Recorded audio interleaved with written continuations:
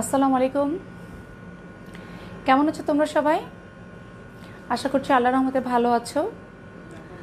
আসলে আমাদের যে বিপর্যয়ের মধ্যে দিয়ে আমরা যাচ্ছি, আমরা সবাই আল্লাহ তাআলা মহান আল্লাহর কাছে প্রার্থনা করি যেন আল্লাহ আমাদের এই বিপদ থেকে রক্ষা করেন এবং আমাদেরকে নিরাপদে রাখেন। আসলে গত ক্লাসে আমরা শুরু করেছিলাম কন্ট্রাসেপটিভ, এবং কন্ট্রাসেপটিভের যে সোশ্যাল একটা ইফেক্ট সেটা তো আমরা বলেছি, কিন্তু তার চেয়ে গুরুত্বপূর্ণভাবে বলেছি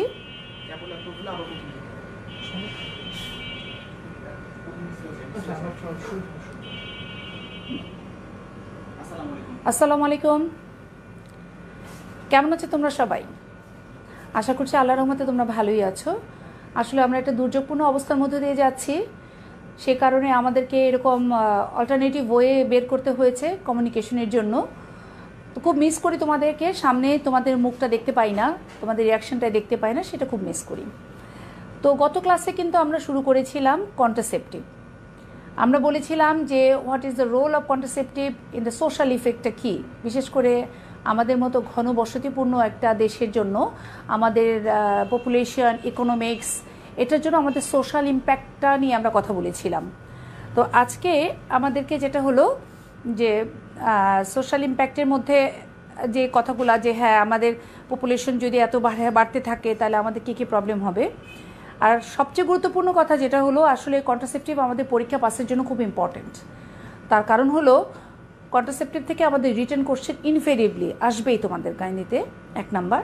দুই নাম্বার কথা হলো যে দ্য কন্ট্রাসেপটিভ আমাদেরকে একটা স্টেশন থাকে, অসপি স্টেশন, আইদার সেখানে তোমার ইন্টারউটেরাইন কন্ট্রাসেপটিভ ডিভাইস অথবা ওরাল পিল অথবা ইনজেক্টেবল কন্ট্রাসেপশন সেরকম একটা দিতে পারে, অথবা অনেক সময় দেখা যায় একটা স্টেশন থাকে কাউন্সেলিং স্টেশন। যেমন তোমার সামনে একজন কাপল বসে, কাপল অথবা যে কোনো একজন ফিমেল অথবা মেল, যে কেউ একজন আমরা যাকে যখন পাই অবজারভার হিসেবে, সে বসে, আরেকজন অবজারভার থাকে, তিনি একটা চেকলিস্ট নিয়ে বসেন, এবং তুমি তার সাথে যে কনভারসেশনটা করছো সেটার উপরে তোমাদের মার্কিং হয় চেকলিস্ট অনুযায়ী, এবং মার্কস দেওয়া আছে। তুমি যদি একটা পয়েন্ট মিস করো তাহলে কতটুকু মিস করবা বা সবটুকু কভার করেছো কিনা সেটা কিন্তু আমাদেরকে একটু ভালো করে বলতে হবে। তো ওটা আজকে আমরা ক্লাসের শেষে ইনশাআল্লাহ প্র্যাকটিস করব। তো গতদিন আমরা ইন্টারউটেরাইন কন্ট্রাসেপটিভ ডিভাইস বলেছিলাম। আসলে ইন্টারউটেরাইন কন্ট্রাসেপটিভ ডিভাইসটাকে এখন আমাদের দেশের থেকে জাতীয়ভাবে অত্যন্ত গুরুত্ব দেওয়া হচ্ছে। তার কারণ এটা একটা long acting contraceptive, very effective and reversible. এবং আরেকটা সবচেয়ে বড় যেটা সুবিধা সেটা হলো এটাকে আমরা পোস্ট প্লাসেন্টাল, মানে ডেলিভারি হয়ে যাওয়ার সঙ্গে সঙ্গে রুগীটা যখন হসপিটালে থাকছে, either vaginal delivery or caesarean section, আমরা তখনই কিন্তু তাকে এটা দিয়ে দিতে পারছি। So this is an opportunity we are taking. তো সেই জন্য আসলে আমাদের ন্যাশনালি, বিশেষ করে আমরা গাইনি অফসের সোসাইটি থেকে, ওজিএসবি থেকে বিভিন্ন রকম প্রজেক্ট আমাদের আছে যে আমরা কাজ করছি, যে হ্যাঁ এই কাজগুলো আমাদেরকে এনকারেজ করতে হবে। তো আজকে আমরা শুরু করব স্টেরয়েডাল কন্ট্রাসেপশন। তো স্টেরয়েডাল কন্ট্রাসেপশন নাম শুনে বুঝতে পেরেছো এর মধ্যে স্টেরয়েড আছে। তো ফিমেল হরমোনের মধ্যে দুইটা স্টেরয়েড আমাদের, ইস্ট্রোজেন অ্যান্ড প্রোজেস্টেরন। কাজেই আমরা যখন এই স্টেরয়েডাল কন্ট্রাসেপশনটা পড়ব তখন ইস্ট্রোজেন এবং প্রোজেস্টেরনের কাজটা যদি একটু আলাদা করে বুঝি, মাথায় রাখি, তাহলে কিন্তু কোনো কন্ট্রাসেপশন মানে মেকানিজম অফ অ্যাকশন বা সাইড ইফেক্ট বা কন্ট্রাইন্ডিকেশন বলতে আমাদের কিন্তু অসুবিধা হবে না। ঠিক আছে? তাহলে আমাদের what are the types of steroidal contraception, এক নম্বরে যেটা আসে সেটা হলো কম্বাইন্ড ওরাল পিল বা ওসিপি। আমরা বলছি this is the combined oral পিল। তাহলে বিভিন্ন রকমের ওরাল পিল আছে, যখন আমরা সেটা বলবো সেটা হতে পারে। আরেক কম্বাইন্ড মানে কি, এর মধ্যে ইস্ট্রোজেনও আছে, প্রোজেস্টেরনও আছে। তারপর যেটা আছে সেটা হলো আমাদের প্রোজেস্টেরন অনলি পিল। প্রোজেস্টেরন অনলি পিল মানে নাম বলেই বোঝা যাচ্ছে যেটার মধ্যে ইস্ট্রোজেন নেই। এটার কি সুবিধা আছে সেটা আমাদেরকে জানতে হবে। এরপর যেটা আছে সেটা হলো ইনজেকশন। ইনজেকশনের মধ্যে আমরা আছে ডিপোট মেড্রক্সি প্রোজেস্টেরন অ্যাসিটেট, ডিএমপিএ, এটা আছে। আরও ইনজেকশন আছে। আর যেটা আছে সেটা হলো আমাদের ইমপ্ল্যান্ট, মানে যেটা হলো সাবকিউটেনিয়াসলি ইমপ্ল্যান্ট করা হয়। আমরা যদি খেয়াল করি দুইটা কাঠি আছে, স্টিক আছে, যেটা আমাদের সাবকিউটেনিয়াসে ফিমেলদের আর্মের মধ্যে দেওয়া হচ্ছে। তাহলে এই কয়টা আমাদের খুব কমনলি আমরা যেটা ইউজ করি। আর কি আছে স্টেরয়েডাল কন্ট্রাসেপশনের মধ্যে? আমরা যখন ইন্টারইউটেরাইন কন্ট্রাসেপটিভ ডিভাইস পড়েছিলাম তখন আমরা বলেছিলাম থার্ড জেনারেশনের মধ্যে আমরা কিন্তু প্রোজেস্টেরন ইমপ্রেগনেটেড করে দিতে পারি, থাকতে পারে, আছে, এবং সেটার কিন্তু এক্সট্রা অ্যাডভান্টেজ আছে। তাহলে আজকে আমরা এই জিনিসগুলো পড়বো, কিন্তু আমরা ভাগ করে পড়বো ইস্ট্রোজেন কী করছে, প্রোজেস্টেরন কী করছে, তাহলে আমাদের কিন্তু এই প্রত্যেকটা জিনিস কিন্তু একই। কাজে আমাদের একই ফর্মুলাতে ফেলে কিন্তু আমরা এটাকে ডিসক্রাইব করতে পারবো। প্রথমে যেটা আসতেছে যে what is the mechanism of action, কীভাবে কাজ করছে। আসলে কম্বাইন্ড ওরাল পিলের মধ্যে আমাদের ইস্ট্রোজেন আছে, প্রোজেস্টেরন আছে, বিভিন্ন ফর্মে ইস্ট্রোজেন থাকতে পারে। তবে আমরা ইস্ট্রোজেনটা মেইনলি ইথানাইল এস্ট্রাডিওল এই নামে আমরা আছে, এবং এটার পরিমাণ কতটুকু সেটা ইম্পর্টেন্ট। যেমন 30 মাইক্রোগ্রাম অথবা অ্যাভাভ যদি থাকে সেটাকে বলা হয় high dose pill, 30 and above. আর আমরা যদি 30 এর বিলো যদি থাকি তখন আমরা তাকে বলতেছি লো ডোজ পিল।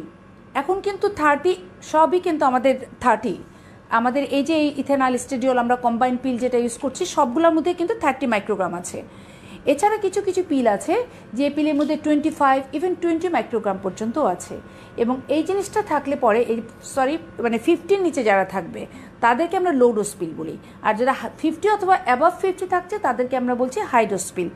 আসলে 30 আর 50-50 মধ্যে মাঝামাঝি আমাদের আর কোনো পিল নাই, যে কারণে ওটা আমাদের আসলে অনেক সময় খেয়ালও থাকে না।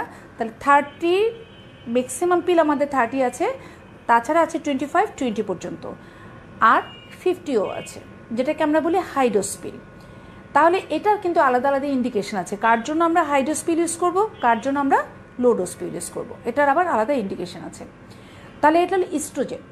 আর প্রোজেস্টেরন ফর্মে কি ফর্মে আছে, অনেক ফর্মে আছে, প্রোজেস্টেরন অনেকগুলো ফর্মে আছে বিভিন্ন রকমের, এবং দিনে দিনে প্রোজেস্টেরনগুলো ডেভেলপড হচ্ছে একটা পর একটা, first generation, second generation, third generation, এখন 4th জেনারেশন পর্যন্ত প্রোজেস্টেরন আছে।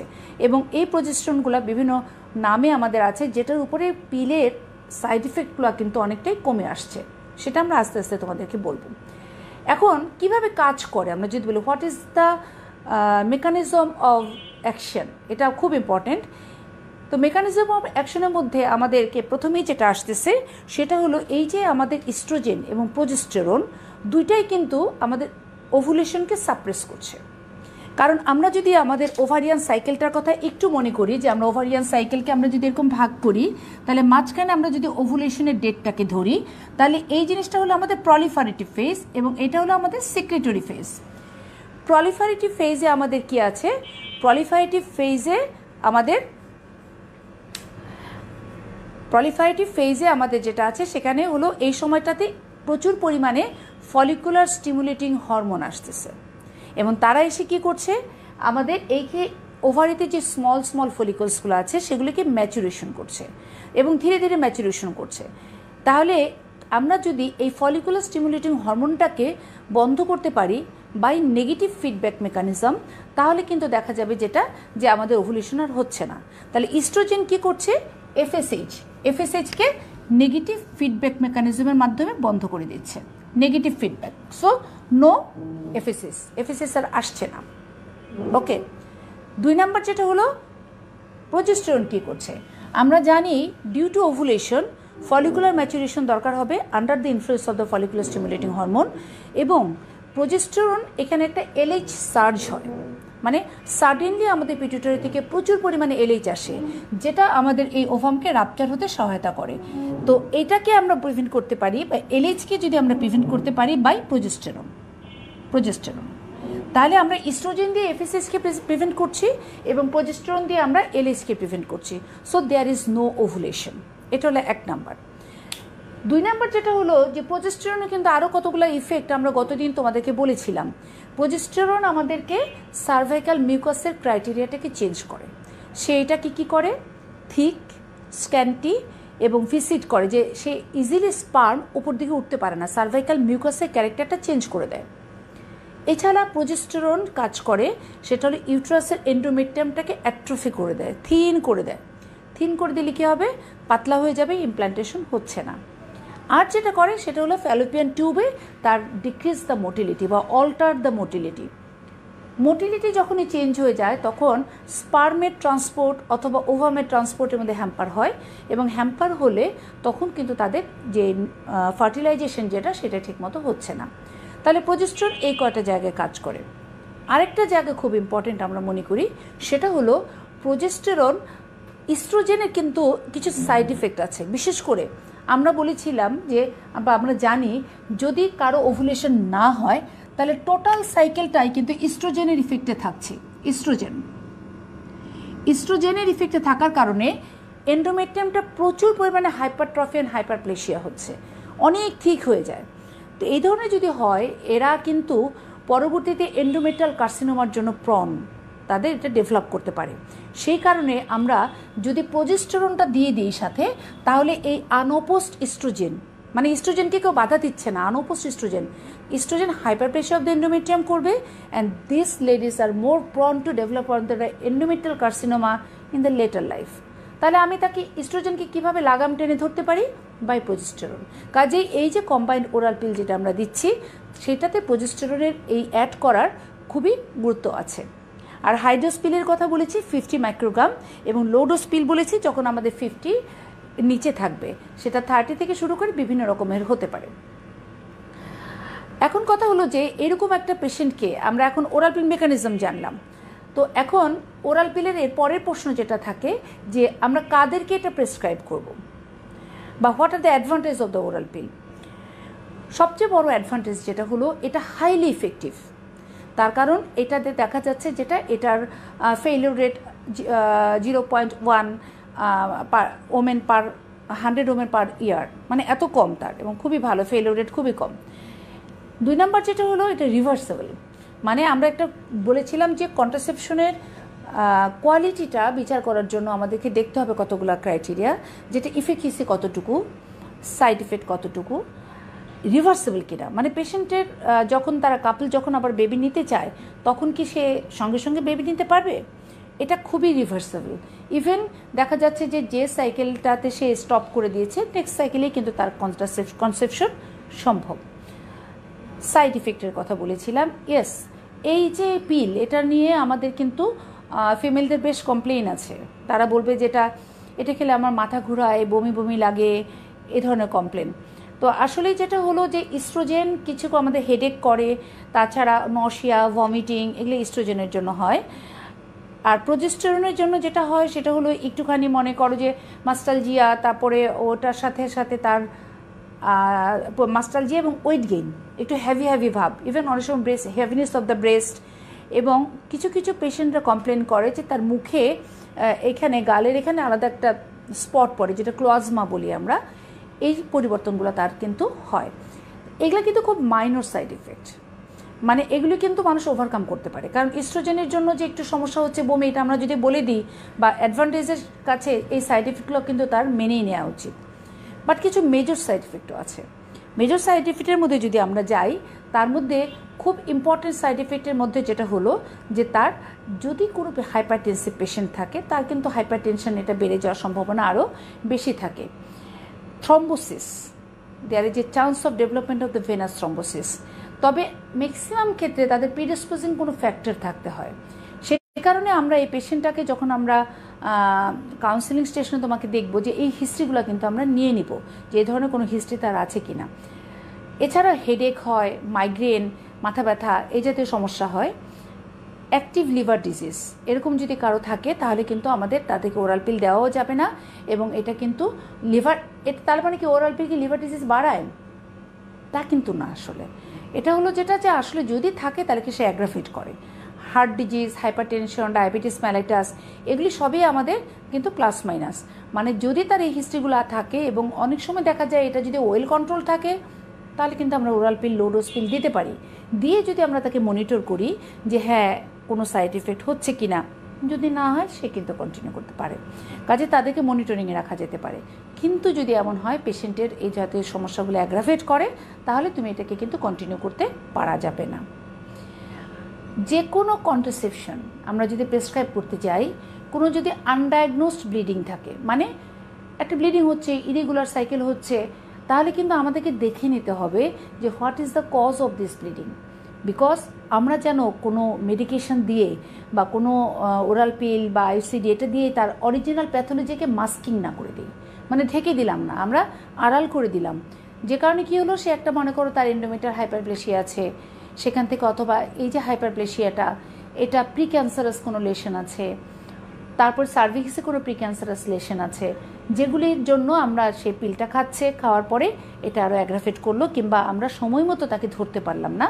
সেজন্য আমাদেরকে আনডায়াগনোসড কোনো অ্যাবনর্মাল ইউটেরাইন ব্লিডিংয়ের ক্ষেত্রে আমরা কোনো কন্ট্রাসেপশন আগেই দিব না। সেটা সবার ক্ষেত্রেই প্রযোজ্য। তাছাড়া আমরা যদি বলি যে খুব ওবেস যদি পেশেন্ট হয়, তারপরে তোমার ওবেসিটি, তারপরে সাথে বলেছি ডায়াবেটিকের কথা তো বলেছি, হাইপারটেনসিভ, তাদের ক্ষেত্রে আমরা আসলে ওরাল কন্ট্রাসেপশনটা দেওয়ার সময় একটু বিবেচনা করে দিব যে তার জন্য এটা আসলে কতটুকু রিস্ক এবং বেনিফিট, এটা আমাদেরকে দেখে নিতে হবে। ওরাল পিল এত বেশি ব্যবহৃত হয়, এটা কিন্তু সবচেয়ে বেশি আমাদের কন্ট্রাসেপশন হিসাবে মানুষ ইউজ করে। ওরাল পিলের সবচেয়ে বড় যেটা অ্যাডভান্টেজ, আমরা প্রচুর ওরাল পিলকে কিন্তু নন কন্ট্রাসেপটিভ বেনিফিট হিসাবে ইউজ করি। তার মানে হলো যে প্রথম কন্ট্রাসেপটিভ বেনিফিটের মধ্যে যদি বলি তাহলে এটা হলো হাইলি ইফেক্টিভ, রিভার্সেবল, এবং যেটা হলো যে তোমার সাইড ইফেক্ট যেটা আছে সেটা minimal and you can minimise it, এটা হলো সবচেয়ে বড় বেনিফিট তার।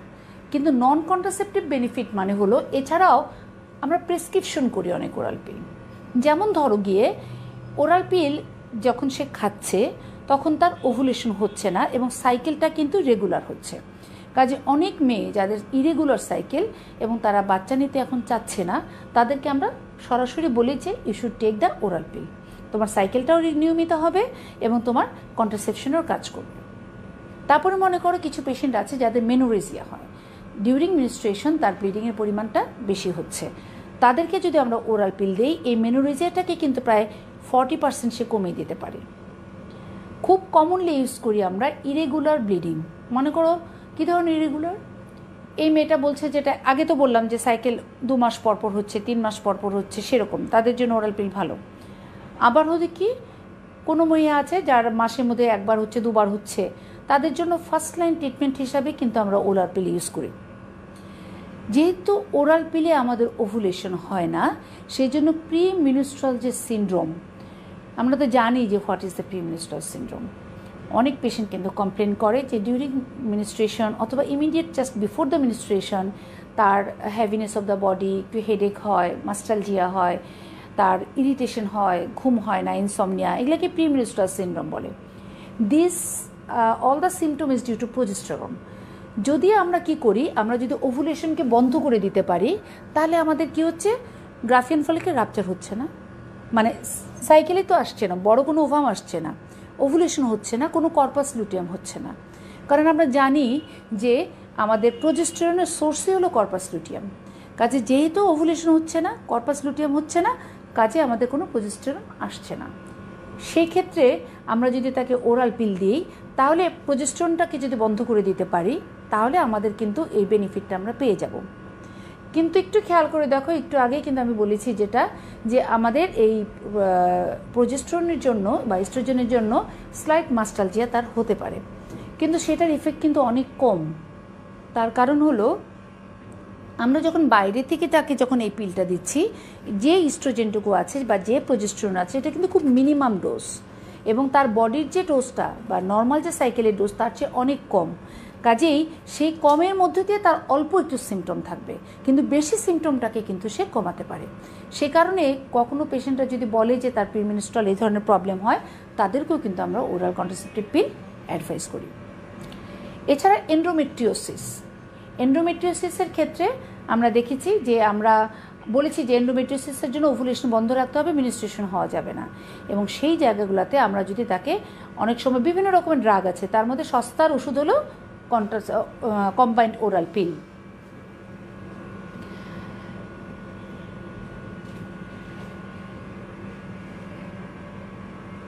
এছাড়া পলিসিস্টিক ওভারিয়ান ডিজিজের আমরা প্রায়ই শুনে থাকি ইদানিং মেয়েদের যেটা থাকতেছে পলিসিস্টিক ওভারিয়ান ডিজিজ, এবং তাদের ক্ষেত্রে হার্সুটিজম, তারপর একনি যে জিনিসগুলো হয় সেটা কিন্তু থাকে, এবং কিছু ওরাল কন্ট্রাসেপটিভ পিল আছে, এবং তার মধ্যে কিছু কম্বিনেশন আমাদের আছে, প্রোজেস্টেরন আছে, যেটা কিন্তু আমাদের তোমার অ্যাড্রিনার্জিক হরমোনের কাজ করে, অ্যানালগ টু দ্য মানে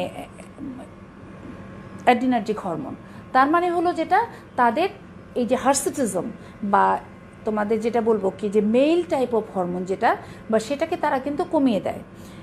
সেই জন্য আমরা যেমন কিছু পেশেন্ট তোমরা দেখবা আমাদের অনেক সময় পিল দেবে গায়ান 35 এরকম আমরা একটা প্রেসক্রিপশন করে থাকি, যেটা কিন্তু খুব ইউনিক ড্রাগ, যেটা কিন্তু এই যে পলিসিস্টিক ওভারিয়ান ডিজিজের ক্ষেত্রে আমরা এটা ইউজ করি এবং তাদের ক্ষেত্রে এই অ্যাকনি হার্জিটিজম এটাকে কিন্তু কমায়। কাজে ওই ইফেক্টটা কিন্তু তাদের আমরা নেই।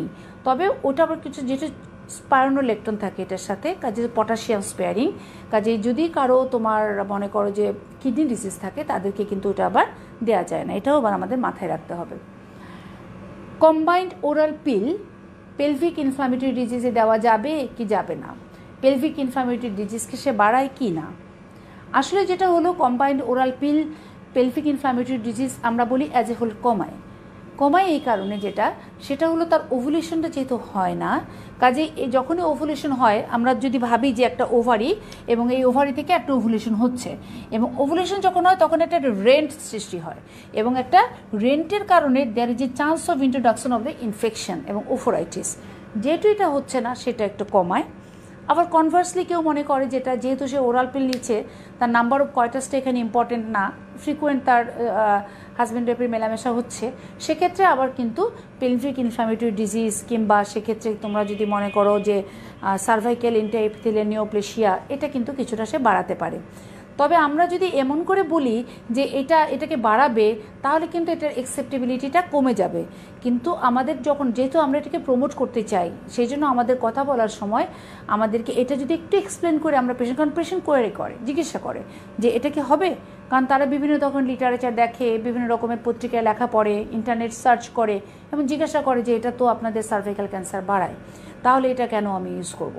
তো তখন তুমি যদি অ্যান্সার করতে না পারি আমরা যেটা কেন বাড়াচ্ছে সেটা। এর ক্যান্সারের কথা যেহেতু আসলামই, তাহলে আমরা কয়েকটা ক্যান্সারের কথা বলি যে জায়গাটাতে ওরাল পিলের খুব ভূমিকা আছে। একটু আগে আমরা বলেছি এন্ডোমেট্রিয়াল কার্সিনোমা, এই ওরাল পিল কিন্তু এন্ডোমেট্রিয়াল কার্সিনোমাকে কমায়, চান্সটা 50% প্রায় রিডিউস করে। ওভারিয়ান ক্যান্সারকেও কিন্তু 50% রিডিউস করে।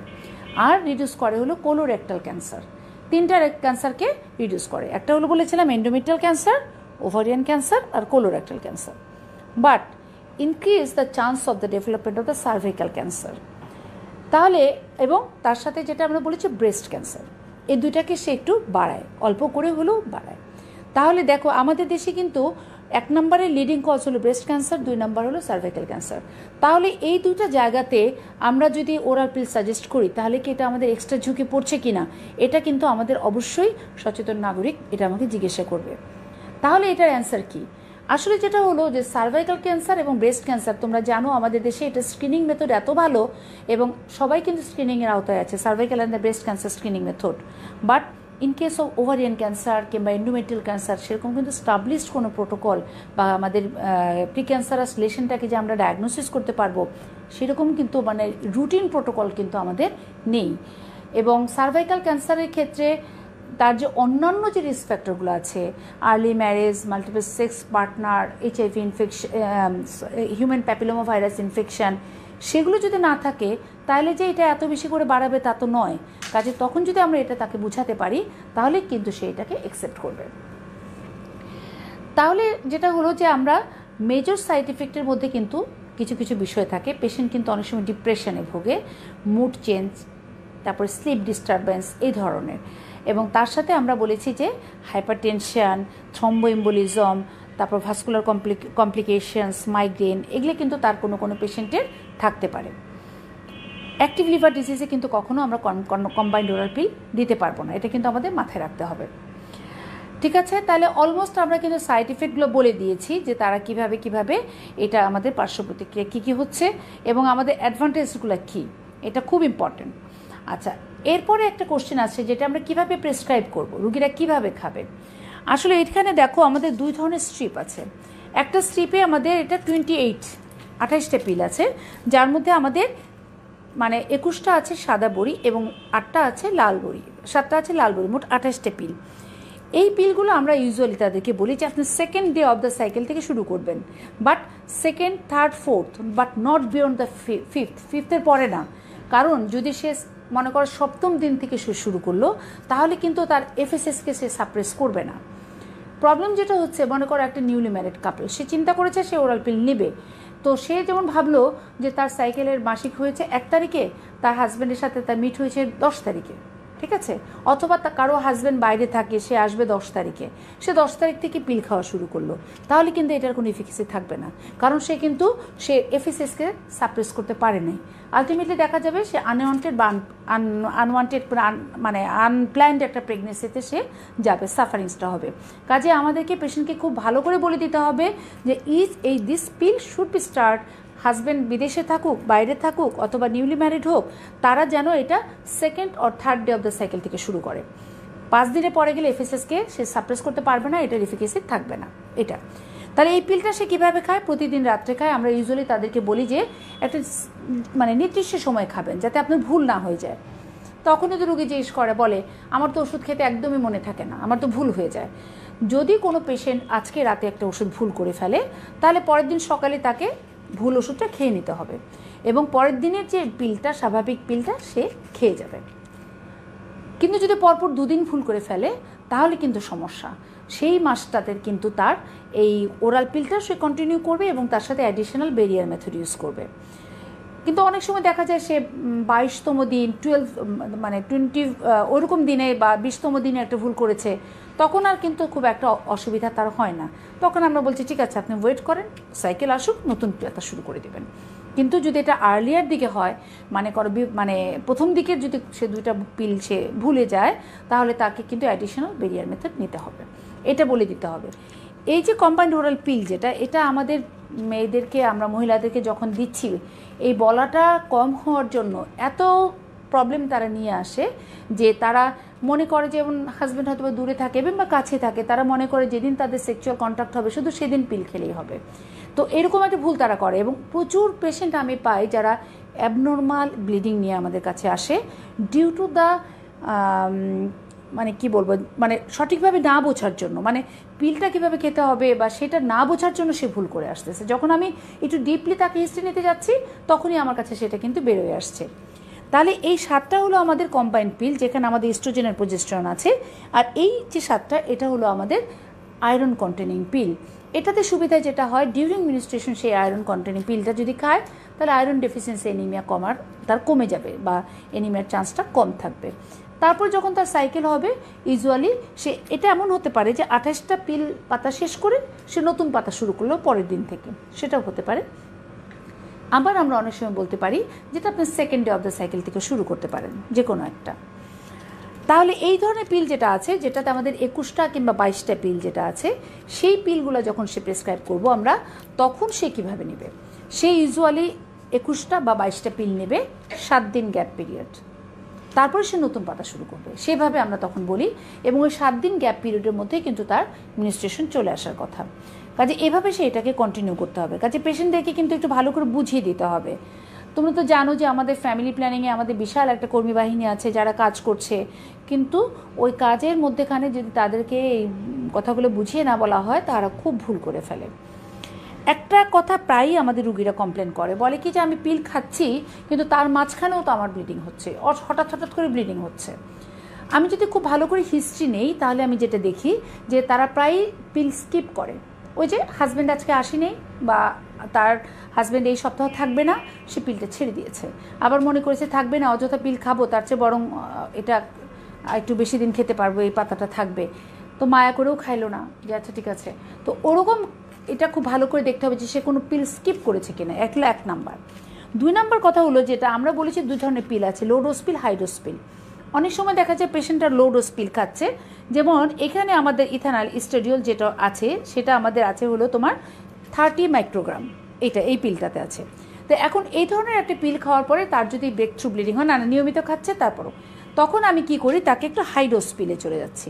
এই পিলটাতে যদি আমরা দেখি, তাহলে এখানে আছে 50 মাইক্রোগ্রাম। তখন আমরা দুটো কাজ করতে পারি, একটা হলো এই পিলটারই ডাবল করে ওষুধ দিতে পারি, অথবা এইরকম একটা পিল তাকে চেঞ্জ করে দিতে পারি। এটাকে আমরা বলি ব্রেক থ্রু ব্লিডিং, যে যতটুকু তার আসলে এই ব্লিডিংটাকে মেনটেন করার কথা ছিল, সেটুকু তার হচ্ছে না বলেই তার এই অ্যাবনর্মাল ব্লিডিংটা হচ্ছে। তাহলে almost these are the about the complain যেটা পেশেন্টদের হয়। আরেকটা জিনিস আমরা আউটডোরে খুব ফেস করি, সেটা হলো এক্সেসিভ হোয়াইট ডিসচার্জ বা লিকুরিয়া যেটা বলি, সেটা। মনে করো একটা পেশেন্ট আমাদের কাছে হোয়াইট ডিসচার্জ নিয়ে আউটডোর এসছে, তো তো আমি তার যে কারণগুলো এক্সক্লুড করার জন্য চেষ্টা করছি, অনেক কারণ করার পরেও আমি তার সাথে এমন কোনো কজ পাচ্ছি না, তখন দেখা যাচ্ছে সে কম্বাইন্ড ওরাল পিল নিচ্ছে। আসলে এই যে কম্বাইন্ড ওরাল পিল, তোমরা জানো প্রেগনেন্সিতেও কিন্তু এক্সেস ডিসচার্জ বা ইচিং হচ্ছে, এবং এখানে যদি ইস্ট্রোজেন প্রজেস্টেরন ওইভাবে একটু বাড়ছে, সেজন্য ফাঙ্গাল ইনফেকশন বা ক্যান্ডিডিয়াসিসটা কিন্তু তার হতে পারে। তো ওই সময়টাতে আমরা পেশেন্টদেরকে ক্যান্ডিডিয়াসিসের ট্রিটমেন্ট দেই এবং তার সাথে কিছুদিন হয়তো বা তাকে পিলটা অফ করতে বলি, যে ঠিক আছে আপনি 6 মাস পিল খেলেন না, তারপরে আপনি আবার নিলেন। বাট রিমেম্বার, যখন সে পিলটা খাচ্ছে না তখন সে অল্টারনেটিভ কী পদ্ধতি নিবে সেটা কিন্তু তাকে বলে দিতে হবে। তাহলে আমার মনে হয় কম্বাইন্ড পিল সম্বন্ধে আমরা এটুকুই বলি। পরে আমরা আসি সেটা হলো প্রজেস্টেরন অনলি পিল। এখানে আমরা একটা পাতা দেখতে পাচ্ছি যেখানে আমাদের প্রজেস্টেরন অনলি পিল আছে, মিনি পিল, মিনিকর্ন বা বিভিন্ন নামে আমরা দেখি। এবং এই প্রজেস্টেরন অনলি পিলের মধ্যে আছে লিভোনর্জেস্ট্রিন 75 মাইক্রোগ্রাম। লিভোনর্জেস্ট্রিন 75 মাইক্রোগ্রাম, এটা খুবই অল্প ধরনের, মানে হালকা পিল। এই this pill is unique because যেহেতু এখানে কোনো ইস্ট্রোজেন নাই। আগের একটা কথা বলতে চাচ্ছিলাম, যেটা যে আমরা কোনো ল্যাকটেটিং মাদারদেরকে প্রথম 6 মাস কিন্তু তাকে কম্বাইন্ড ওরাল পিল দিব না। তোমাদের ইনভেরিয়েবলি প্রত্যেকটা পোস্টপার্টাম পিউপিরিয়ামের যে কেস থাকবে তখন তোমাদেরকে জিজ্ঞাসা করা হয় যে ওনার জন্য কন্ট্রাসেপটিভ কোনটা সুইটেবল। তো তোমরা মনে করে এটা অনেক কিছু নাম বলতে থাকো, বাট রিমেম্বার, আমি কম্বাইন্ড ওরাল পিল ছাড়া তুমি যত পিলেন যা কিছু দাম জানো সব দিতে পারবা। কারণ বলা হয়েছে oestrogen may have some effect on the breast milk secretion. Patient বলে যেটা এটা খেলে কি বুকের দুধ কমে যাবে, শুকিয়ে যাবে, তা নয়। বলা হয়েছে যেটা it is secreted through the breast milk এবং it may have some hamper or may it influence the development of the brain development of the baby। যেহেতু বাচ্চার প্রথম 6 মাস তার ম্যাক্সিমাম ব্রেন ডেভেলপমেন্ট হয় এবং ম্যাক্সিমাম কাজটা এরপর শুধু আকারে বাড়ে, তো এই জন্য ওই সময়টাতে তাকে কিন্তু আমরা ইস্ট্রোজেন ইনফ্লুয়েন্স দিতে চাই না। কাজেই পিউপিরিয়ামের কথা হলো কি, কোনো কিছু মনে রাখার দরকার নেই, একটা কথা মনে রাখবা, কম্বাইন্ড ওরাল পিল দিব না, বাকি যা পিলের নাম বলতে পারো, যা বলতে পারো সব বলতে থাকো, এখন কোনো অসুবিধা নেই। কাজে মনে করে সব কিছু বলার দরকার নেই, বলবা যে ইস্ট্রোজেন কন্টেনিং ছাড়া আমরা যে কোনো পিল দিতে পারি। ইউজুয়ালি আমরা এই যে প্রজেস্টেরন অনলি পিলটা খুব আমরা প্রেসক্রাইব করতে পারি। বাট প্রজেস্টেরন অনলি পিলের যেটা সমস্যা হলো যে এটা কাজ করে কিভাবে, এটা কিন্তু ওই একটু আগে বলেছিলাম যে প্রজেস্টেরন কিন্তু আমাদের এলএইচ সার্চকে কমায়, কিন্তু এটা খুবই লো ডোজ বলে ও কিন্তু এফএসএস যেহেতু আগে কাজ করে না, ইস্ট্রোজেন কাজ করে না, এফএসএসগুলো তো ওরকমই আছে, কাজে এ কিন্তু ওই পরিমাণে তোমার অ্যানোভুলেশন করতে পারে না, খুব অল্প পরিমাণে সে অ্যানোভুলেশন করতে পারে। তবে ল্যাকটেশনাল অ্যামিনোরিক মেথডের কথা তোমাদের মনে আছে যে প্রথম 6 মাস সে ইউজুয়ালি অ্যামিনোরিক থাকে এবং সে যদি অ্যাবসোলিউট ব্রেস্ট ফিডিং হয় তাহলে ল্যাম্প মেথড কিন্তু এমনিই কাজ করছে। তার সাথে তুমি যদি প্রজেস্টেরন অনলি পিলটা সাজেস্ট করো তাহলে ওটার যে ফেলিওর রেট আছে এবং এটার যে ফেলিওর রেট আছে দুইটা মিলে এটা একটা ইউনিক হতে পারে। বাট প্রবলেম যেটা হলো এটা প্রতিদিন খেতে হবে, নিয়ম মাফিক খেতে হবে। সে রাত 10টায় খায়, রাত 10টায় খেতে হবে। সে আজকে ভুলে গেছে, কালকে ভুলে গেছে, এটার ওই পিলের মতো না যে আপনি আবার নতুন করে এইভাবে শুরু করেন, সেটা কাজ হবে না। আর এটাতে প্রায়শ ব্রেক থ্রু ব্লিডিং হয়। পেশেন্টটা বলে যে আমি নিয়মিত খাচ্ছি, তাহলে এটা কী করবে সে ইউজুয়ালি 45 ডেজ থেকে যখন তার সেক্সুয়াল কন্ট্যাক্টে যাবে তখন থেকে খাবে 6 মাস পর্যন্ত নিয়মিত, একদিনও বাদ নাই, এর সাইক্লিক্যাল কিছু নাই, কন্টিনিউয়াস ডোজ। তাহলে এটা হলো আমাদের প্রজেস্টেরন অনলি পিল, ঠিক আছে। তাহলে আর মেকানিজম অফ অ্যাকশনের মধ্যে আমরা বললাম ওভুলেশন খুব একটা কমাবে না, ওটার উপর ইফেক্ট কম, কিন্তু সার্ভাইকাল মিউকাসকে অল্টার করবে, এন্ডোমেট্রিয়ামকে তার অ্যাট্রফি করে দিবে এবং তার ডিক্রিজ দ্য টিউবাল মোটিলিটি, এইভাবে সেইখানে কাজ করবে। অনলি 2% ক্ষেত্রে সে কিন্তু ওভুলেশনটাকে সাপ্রেস করতে পারে, ঠিক আছে। বাট ব্রেক থ্রু ব্লিডিংয়ের চান্স কিন্তু অনেক বেশি। এখন আসো সেটা হলো ইনজেক্টেবল কন্ট্রাসেপশন। এই যে ইনজেক্টেবল কন্ট্রাসেপশন, এটার নাম হলো ডিপোট মেড্রোক্সি প্রজেস্টেরন অ্যাসিটেট। এটা তোমাদের একটা ভায়াল এরকম থাকতে পারে, অথবা অনেক সময় দেখা যায় যে তোমাদেরকে এটা খুলে দেওয়া হয়, কেমন এটা এরকম খুলে তোমাদের এরকম একটা দেওয়া হয়েছে। তো তখন তোমাকে পড়ে দেখতে হবে এতে কী লেখা আছে ডিপোট মেড্রোক্সি ডিপোপ্রোফেরা। তাহলে এটা কন্ট্রাসেপটিভ ইনজেকশন, তাহলে এটার নাম হলো ডিপোট মেড্রোক্সি প্রজেস্টেরন অ্যাসিটেট। কতটুকু আছে? 150 মিলিগ্রাম পার ml, বোতলের গায়ে লেখা আছে। কাজেই দেখে সুন্দর মতো লিখে ফেলবা this is the injectable contraceptive depot medroxyprogesterone acetate, এবং এখানে 150 মিলিগ্রাম আছে পার ml, 1 ml আছে। তাহলে এখন আসো ইনজেক্টেবল, এটা কিন্তু অনলি প্রজেস্টেরন, এখানে কোনো ইস্ট্রোজেন কিন্তু নেই। তাহলে মেকানিজম অফ অ্যাকশন কি আর বলার দরকার আছে? কোনো দরকার নেই। কতদিন পর পর আমরা দিব?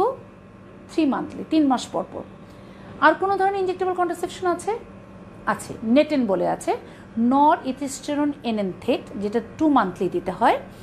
আরেকটা আছে তোমাদের বইতে, এই সেটা সাইনাপ্রেস, হ্যাঁ একটা আছে তোমাদের বইতে, নতুন বইতে একটা ছবি আছে, তোমরা একটু দেখে নিও। বাস আমার কাছে সাইনাপ্রেসটা এই মুহূর্তে সাপ্লাই নাই বলে আমি তোমাদেরকে দেখাতে পারছি না। সাইনাপ্রেস আছে, সেটাও কিন্তু আমাদের ইনজেক্টেবল কন্ট্রাসেপশন, এবং সেখানে আমাদের এই ডিপোটমেড্রোক্সির পরিমাণটা একটু কম আছে, 1.0 মিলিগ্রাম পার 0.65 ml, একটু পরিমাণে কম আছে।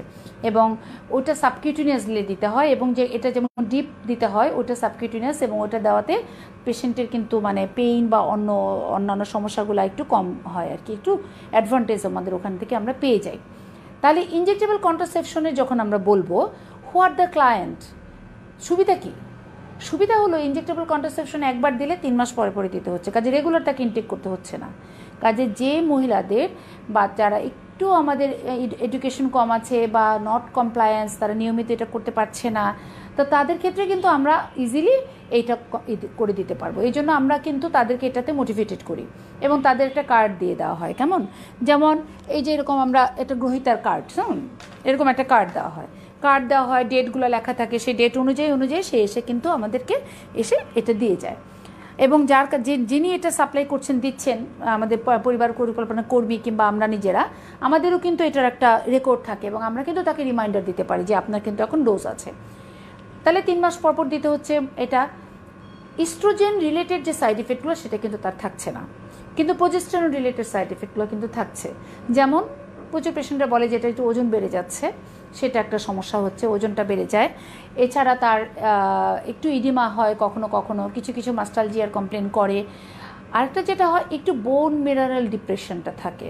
লং টাইম আমরা আসলে ইস্ট্রোজেনটাকে কমিয়ে রাখার কারণে বোনসের উপর ইস্ট্রোজেনের যে ইফেক্টটা বা আমাদের যে সুবিধাটা, সেই সুবিধাটা থেকে আমরা এখানে বঞ্চিত হই। কাজে এই পেশেন্টদেরকে আমরা যদি একটু ক্যালসিয়াম কন্টেনিং খাবার, ভিটামিন ডি অথবা ক্যালসিয়াম সাপ্লিমেন্টেশন দিতে পারি, তাহলে কিন্তু এটা ভালো হয়। তাহলে এখন আমরা যদি বলি যে what are the advantage of the injectable contraception, প্রথম অ্যাডভান্টেজ যেটা হলো যে 3 monthly dose, safe during lactation, তাই না, যেহেতু ইস্ট্রোজেন নাই দেওয়া যাবে। তারপরে হলো it can reduce the endometrial and the ovarian cancer, যেটা ইস্ট্রোজেন কম্বাইন্ড ওরাল পিলেও ছিল। এবং এই যে ইনজেক্টেবল কন্ট্রাসেপশন, এইটা কিন্তু তারা মেনোরেজিয়া করে না, অ্যাবনর্মাল ব্লিডিং, কিছু ব্লিডিংয়ের ক্ষেত্রে আমরা একটু ডিটেলস বলবো।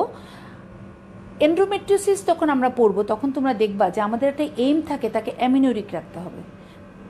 6 থেকে 9 মাস তার পিরিয়ডটাকে আমরা যদি বন্ধ রাখতে পারি, তাহলে কিন্তু আমরা তার থেকে একটা বেনিফিট পাবো। সেই পিরিয়ডটা বন্ধ করার জন্য আমাদের অনেক ওষুধ আছে, আমরা যে ওষুধগুলো ইউজ করছি, বাট তারা বেশিরভাগ ক্ষেত্রেই কিন্তু তারা দেখা যাচ্ছে খুব হাইলি কস্টলি ড্রাগ, অনেকে এটা নিতে পারছে না। তাদের ক্ষেত্রে কিন্তু আমরা বলছি যে আচ্ছা তোমরা ইঞ্জেকশনটা নাও, 3 মান্থলি যেটা আমরা দিচ্ছি সেটা একটু ওভারডোজে দিই, হয়তো 2 মান্থলি দিয়ে সে অ্যামিনোরিক রাখি, তাহলেও কিন্তু আমরা সেই বেনিফিটটা কিন্তু তার কাছ থেকে পেয়ে যাব। তাহলে এই জন্য ওই জায়গাগুলোতে এটা ভালো কাজ করে। অনেক সুবিধা বললাম, তাই তো ডিসঅ্যাডভান্টেজও কিন্তু কিছু আছে, যেমন অ্যামিনোরিয়া। দেখা যাচ্ছে রুগী অ্যামিনোরিয়া থাকে দীর্ঘদিন। অ্যামিনোরিয়ার মধ্যে যেটা হলো যে কিরকম অ্যামিনোরিয়া, ইঞ্জেকশন যখন নিচ্ছে শুরুতে ম্যাক্সিমাম সময় দেখা যায় যে ওরা বলে যে একটু ইরেগুলার ব্লিডিং হচ্ছে বা ব্লিডিং বেশি হচ্ছে, এই কমপ্লেনগুলো নিয়ে তারা আমাদের কাছে আসে। তো ওই সময়টাতে আমরা কিন্তু চট করে তাকে ডিসকারেজ করি না, আমরা বলছি না, আপনি ইঞ্জেকশনটা চালিয়ে যান, প্রথম 1 মাস 2 মাস একটু প্রবলেম হতে পারে, এই সময়টাতে আমরা যদি আপনাকে অ্যাডিশনাল একটু পিল দিয়ে দিই তাহলে মনে ভালো হয়। তাহলে আমরা 2টা মাস যদি তার সাথে একটু পিল দিয়ে দিতে পারি, তারপর সে পিলটা অফ করে দেয়, তারপরে কিন্তু দেখা যাচ্ছে আর প্রবলেমটা হচ্ছে না, সে তার হরমোনাল ব্যালেন্সটা ঠিকমতো মেনটেন করতে পারছে, এবং বেশিরভাগ ক্ষেত্রে তারা অ্যামিনোরিক থাকে। রুগীরা কিন্তু এটা বছরের পর বছর নিতে পারে, এবং অনেক পেশেন্ট আছে যে বছরের পর বছর কিন্তু সে অ্যামিনোরিক থাকতে পারে। এটা কিন্তু রুগীদের অনেকের হেডেক, তারা বলে যে হোয়াই আই এম অ্যামিনোরিক, মিনিস্ট্রেশন হচ্ছে না, এমনিস্ট্রেশন না হলে আমি মোটা হয়ে যাব, আমি ফুলে যাব, আমার দূষিত রক্তগুলো সব শরীরের মধ্যে জমা হয়ে যাবে, এই ধরনের অনেক কথাবার্তা তাদের মধ্যে কিন্তু আছে। তো তো আমরা আসলে তখন ইনজেক্টেবল কন্ট্রাসেপশনের সময় বলি যে না, আপনার এই অ্যামিনোরিয়ার কারণে আপনার কোনো হচ্ছে, কিন্তু এটা আপনার কোনো পার্শ্ব প্রতিক্রিয়া নেই। আর যে কোনো ওষুধই নেবে তার তো সাইড এফেক্ট কিছু না কিছু, স্টেরয়েড কম্বাইন্ড ওরাল পিলে থাকবে, আইএসসিডি থাকবে, এরও আছে। কাজে এটাকে আপনাকে ওভারকাম করতে হবে। কিন্তু যদি একটা আনওয়ান্টেড প্রেগনেন্সি হয়, আপনার যদি একটা ইনডিউসড অ্যাবর্শন হয়, আপনার যদি একটা এমআর হয়, তাহলে যে সাফারিংসগুলো সেটা তো অনেক বেশি, তাই না? এই জন্য ম্যাক্সিমাম সময় দেখা যায় কি যে প্রসিডিওরের পরে মনে করো এমআর কিংবা অ্যাবর্শন হয়েছে, তার যে সাফারিংসটা হয়েছে ওই সময়টা যদি আমরা কন্ট্রাসেপশনটা দিতে পারি, তাহলে রুগীরা এটার অ্যাকসেপ্টেবিলিটি খুবই ভালো, আমরা ওই চান্সটা সবসময় নেওয়ার চেষ্টা করি, ঠিক আছে? তাহলে অ্যামিনোরিয়া। আরেকটা সমস্যা যেটা ফার্টিলিটি রিভার্সাল, কিন্তু এটা কম। ধরো গিয়ে সে একটা বেবি আছে, সে ইঞ্জেকশন নিচ্ছে, সে গত 4 বছর ধরে ইঞ্জেকশন নিচ্ছে। ইঞ্জেকশন নেওয়ার পরে সে বলল যেটা যে আমি এখন বেবি নিতে চাই। যখন সে বেবি নিতে চায় তখন আমরা ইঞ্জেকশন বন্ধ করে দিলাম, এবং ফার্টিলিটিটা মাসিকটা ফিরে আসতো অনেক সময় দেখা যায় 6 মাস 1 বছর টাইম লাগতে পারে, আরও বেশি লাগতে পারে, এবং ফার্টিলিটিটা ফিরে আসতে প্রায় দেখা যায় 1 থেকে 1.5 বছর সময় লেগে যায়। এই জন্য কিন্তু আমরা আসলে বলি যেটা যে তার ইনজেক্টেবল কন্ট্রাসেপশনও একটা বাচ্চার পরেই আমরা খুব একটা তাকে কিন্তু সাজেস্ট করি না, আমরা যে 2টা বেবি হোক তারপরে দিন, যাতে তারা এই সমস্যাটা অতটাই না পড়ে। আর ইনজেক্টেবল কন্ট্রাসেপশনের ফেলিওর রেটও কিন্তু খুব কম, অনলি 0.3% ওমেন পার ইয়ার, কাজে এটা খুব কম। তাহলে আমরা এই যে ইনজেক্টেবল কন্ট্রাসেপশনের কথা বললাম, তাহলে এটার কী সুবিধা সেটা কিন্তু আমরা জানতে পারলাম, এবং অসুবিধাটাও কি সেটা আমরা জানব। লাস্ট যে জিনিসটা আছে সেটা হলো ইমপ্ল্যান্ট। এই যে ইমপ্ল্যান্ট, এই ইমপ্ল্যান্টটাকে আমরা বলছি লং অ্যাক্টিং রিভার্সেবল কন্ট্রাসেপশন। এখানে দুটো কাঠি দেখা যাচ্ছে কিনা আমি জানি না, তোমাদের এখানে দেখা যাচ্ছে যে 2টো স্টিক আছে। হ্যাঁ, এই 2টো স্টিকের মধ্যে আমাদের কিন্তু আছে প্রজেস্টেরন। কতটুকু করে আছে? এক একটা স্টিকের মধ্যে আছে 68 মিলিগ্রাম। কী নামে আছে প্রজেস্টেরনটা? ইটোনর্জেস্ট্রিল। বইয়ের মধ্যেও লেখা আছে, আমরা বলছি 68 মিলিগ্রাম ইটোনর্জেস্ট্রিল। এই যে ইটোনর্জেস্ট্রিল, এটা খুবই মানে হাইলি লিপিড ফ্রেন্ডলি। তার মানে কি যে লিপিড ফ্রেন্ডলি মানে কোনো প্রজেস্টেরন এটা হয় কি যে অনেক সময় যে তার অল্টার লিপিড প্যাটার্নটা অল্টার করে ফেলতে পারে, কিন্তু এরা কিন্তু সেটা করছে না, লিপিড ফ্রেন্ডলি, এবং এই জন্য ওজন বাড়ছে না। কাজেই এই ধরনের পিল কিন্তু এই জন্য ওই 4th generation 3rd generation progesterone containing পিলরা কিন্তু ওজন বাড়ায় না, লো ডোজ পিল। আমরা বলি যে দেখেন মেয়েরা অনেকেই হেলথ কনসিয়াস, যে না আমি ওয়েট বাড়তে চাই না, ঠিক আছে, এটা খুবই লো ডোজ পিল, এই পিলটার মধ্যে মাত্র 25 আছে, এবং এটা আপনার প্রজেস্টেরন যেটা আছে এটা 3rd জেনারেশন, এটা লিপিড ফ্রেন্ডলি, এটা আপনার ওজন বাড়াবে না। এভাবে আমরা কাউন্সেলিংটাকে করতে থাকি। এই 2টা স্টিক যে আমরা দিই, এটার একটা অ্যাপ্লিকেটর থাকে, আমাদের এখানে একটা অ্যাপ্লিকেটর আছে, এবং এইটা নিডল আছে। এই অ্যাপ্লিকেটর নিডল দিয়ে জাস্ট সাবকিউটিনিয়াসলি একটা লোকাল একটু অ্যানেস্থেসিয়া দিয়ে সাবকিউটিনিয়াসলি 2টো রাখা হয়।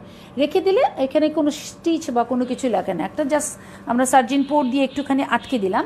আটকে দেওয়ার পরে সে 1 দিন পর থেকে স্বাভাবিক সব কাজকর্ম করতে পারে, কোনো অসুবিধা হয় না। এটা ডিউরেশন 3 ইয়ার্স। তাহলে এটা মোড অফ অ্যাকশন কি? প্রজেস্টেরন যেভাবে কাজ করছে, ফেলিওর রেট সেম, কোনো সমস্যা নাই। অ্যাডভান্টেজ কি? এটা 3 বছর রাখছে, এবং তার এটা লং অ্যাক্টিং এবং রিভার্সেবল। তাহলে এটার আমরা নাম বলি Lark, LARC, Lark, LARC, long acting reversible contraceptive. আমাদের কথা হলো যেটা যে এখন আমরা এই যে কম্বাইন্ড ওরাল পিল বলো, প্রজেস্টেরন অনলি পিল বলো, বেরিয়ার মেথড বলো, এগুলির উপর এখন আসলে ডিপেন্ড করতে পারছি না, কারণ আমাদের আসলে পপুলেশন, আমাদের এটা ওরা এত সচেতন নয়, ওরা এটাকে ওইভাবে নিতে পারছে না। সেই জন্য আমাদেরকে আসলে যেটা আমরা চেষ্টা করছি যে আমরা লং অ্যাক্টিং এটা দিতে পারি কিনা, ঠিক আছে। লাস্ট যেটা আসে সেটা হলো পার্মানেন্ট মেথড, তাই না? পার্মানেন্ট মেথডে তোমাদের আসলে খুব একটা প্রশ্ন এখানে জিজ্ঞাসা করা হয় না। একটাই যেটা হলো যে ফিমেলের ক্ষেত্রে আমরা বাইলেটারাল টিউবার লাইগেশন করে দিই, আর মেলের ক্ষেত্রে ভ্যাসেক্টমি। তো মেলরা আসলে যে আমাদের দেশে একটু ডমিনেন্ট, তারা ম্যাক্সিমাম ক্ষেত্রে কিন্তু ভ্যাসেক্টমি করতে চায় না, এবং তাদের মধ্যে একটা প্রবণতা থাকে যে পটেন্সির সাথে তারা মনে করে যে এটা রিলেশন, এই জন্য অনেকেই এটা চায় না, তো ফিমেলরা চায়। আর আমরা যেটা করি যে এটা তোমাদের ফ্যামিলি প্ল্যানিং অফিসগুলোতে হচ্ছে, আমরা অনেক এটার উপরে ক্যাম্প করা হয়, সেসব জায়গায় করা হয়। আর গভর্নমেন্ট এটাকে এনকারেজ করার জন্য তাদেরকে কিন্তু শাড়ি, লুঙ্গি, টাকা এগুলিও দেওয়া হয়, বুঝছো, মানে যারা মনে করো পুয়োর, যাদের মনে করো যে হ্যাঁ এটাও তার জন্য গুরুত্বপূর্ণ, এটাও কিন্তু তারা পায়। আর যত মনে করো শুধু যে তারা পায় তা না, আমি যদি একটা লাইগেশন করতে পারি আমিও কিন্তু 300 টাকা পাই। বুঝতে পেরেছো? তার মানে হলো এটাকে এনকারেজ এভাবে করা হচ্ছে। এটা বলার উদ্দেশ্য হলো যে এটাকে এভাবে এনকারেজ করা হয় যে আমরা যেন এটা তাদেরকে করি।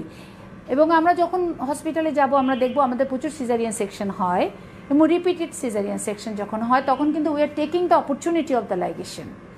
এবং এই যে আমরা লাইগেশন করি ওটার জন্যও কিন্তু খুব ভালো কাউন্সেলিং দরকার হয়, কারণ পেশেন্টটা মনে করে যে লাইগেশন করা মানে তাহলে বোধহয় মিনিস্ট্রেশন বন্ধ হয়ে যাবে, লাইগেশন করা মানে তার বোধহয় ওভারি চলে যাবে, লাইগেশন করা মানে তার মেনোপোজ হয়ে যাবে।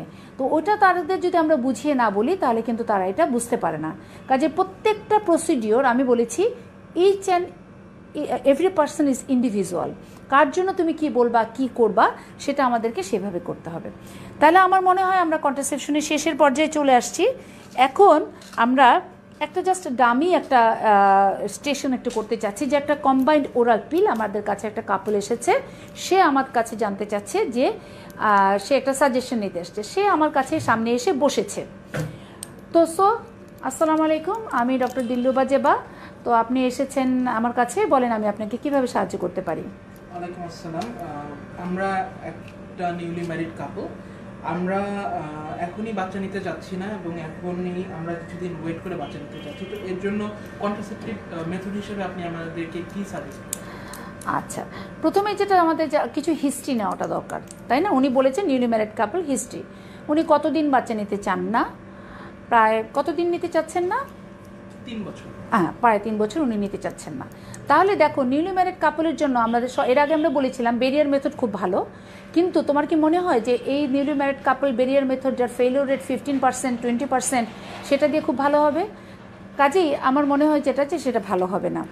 আরেকটু আমি জানতে চাচ্ছি যেটা যে আপনার কি প্রেশার, ডায়াবেটিস বা এই জাতীয় বা আপনার কখনো থ্রম্বোসিস বা হার্ট ডিজিজ এগুলো এরকম কোনো অসুবিধা হয়েছে কখনো? এরকম কোনো অসুবিধা নেই।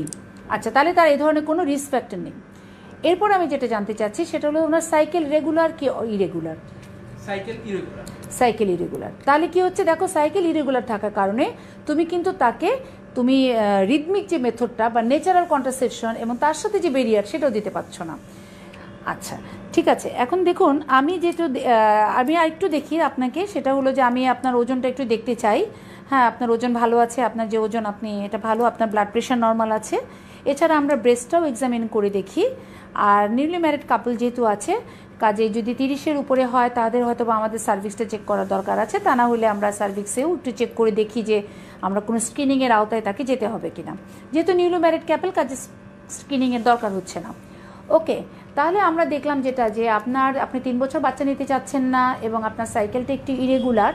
তো আমরা আপনাদের জন্য মেথড হিসাবে সবচেয়ে বেস্ট মনে করছি কম্বাইন্ড ওরাল পিল, কারণ এটা দিলে আপনাদের জন্য সবচেয়ে সুবিধা। কারণ হলো যেটা এটা ফেলিওর রেট কিন্তু খুব মিনিমাম।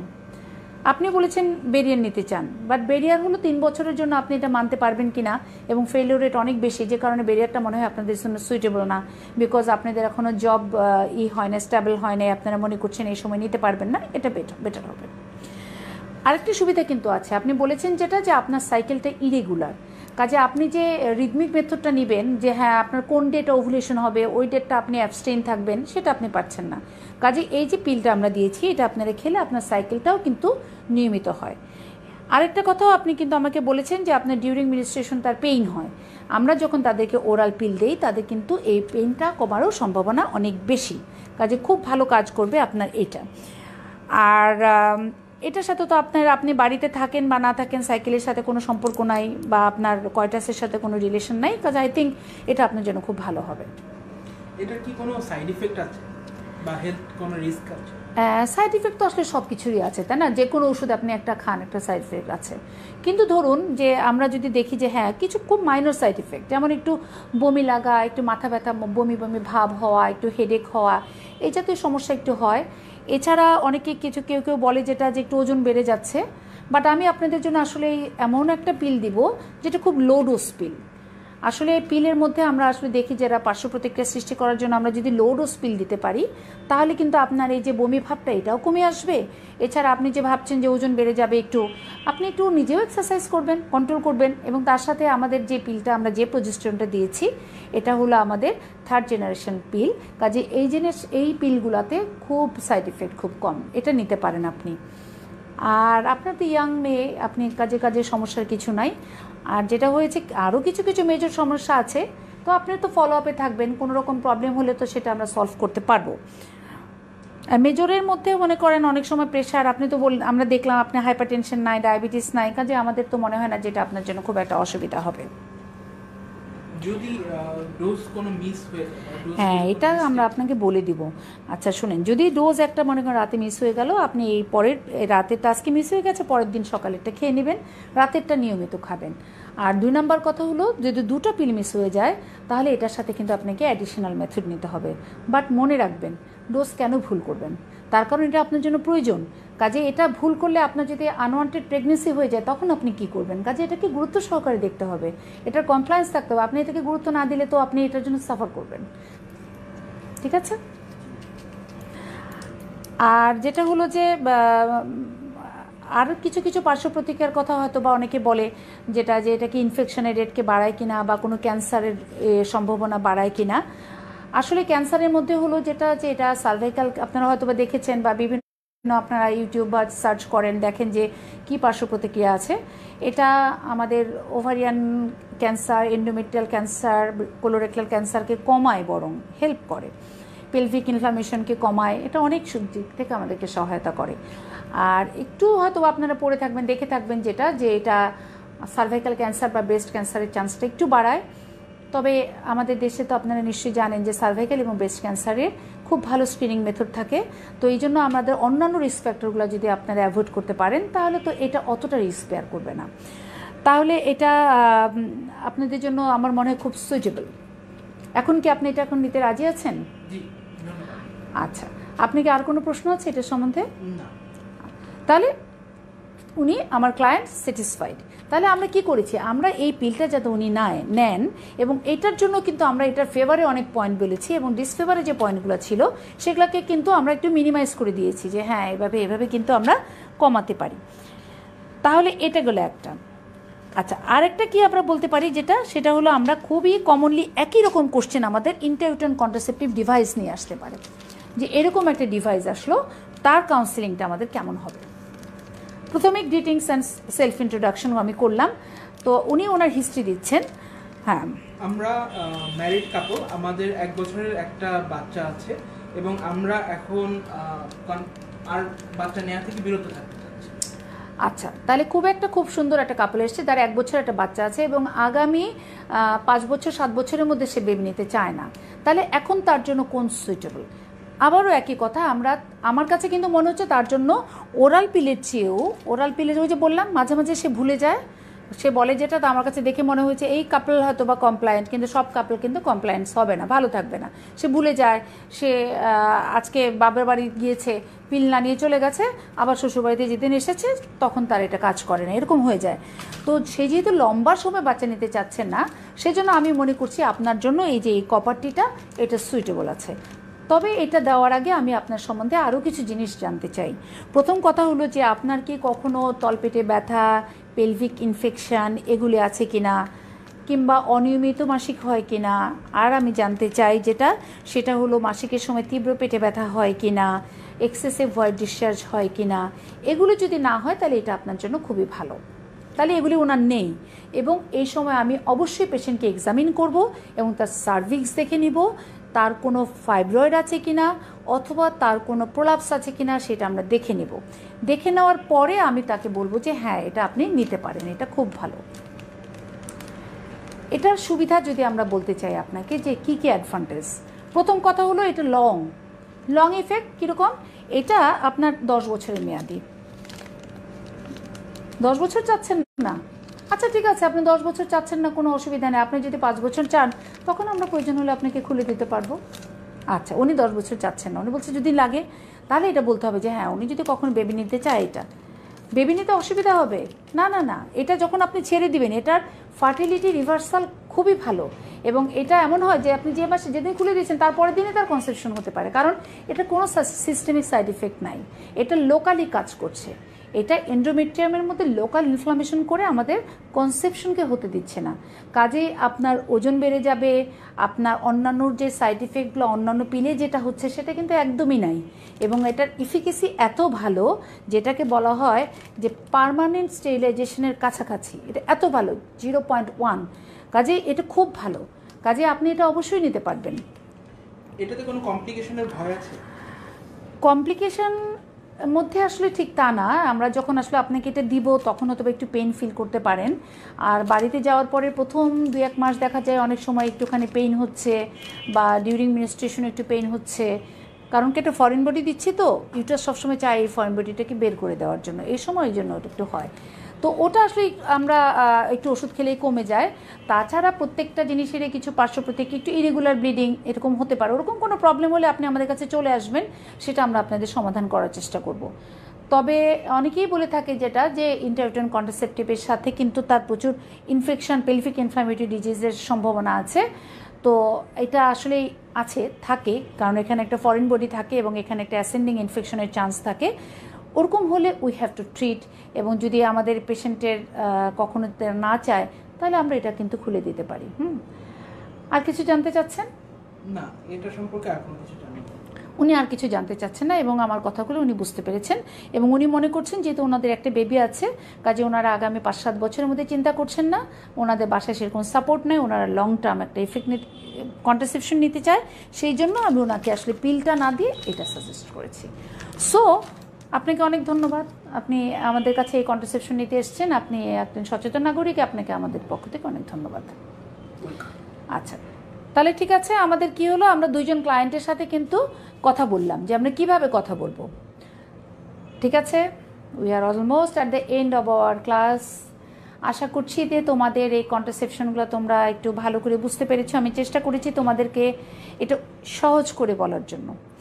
লাস্ট আমাদের ক্লাসের যে টেক হোম মেসেজটা কি, মেসেজটা যেটা হলো যে আমরা কন্ট্রাসেপশনের ক্ষেত্রে একটা আইডিয়াল কন্ট্রাসেপশন নিতে হবে, এক একজনের জন্য ইন্ডিভিজুয়াল হবে, কার জন্য কিন্তু সুইটেবল সেটা আমাকেই জাস্ট করতে হবে, আমি তার জন্য যেটা সুইটেবল মনে করব সেটা তাকে আমরা প্রেসক্রাইব করব, এবং প্রেসক্রাইব করার সাথে সাথে তার অ্যাডভান্টেজ, ডিসঅ্যাডভান্টেজ, কিছু সাইড ইফেক্ট, কিছু কমপ্লিকেশনস, তার ডোজ কী হবে, এবং তার যদি কমপ্লিকেশনস হয় তাহলে আমি কীভাবে সেটা ম্যানেজ করতে পারবো, এই সব কটা কথা যদি আমি তাকে বলতে পারি তাহলেই সে আমার উপর আস্থা রাখবে, তা না হলে কিন্তু সেটা নেবে না।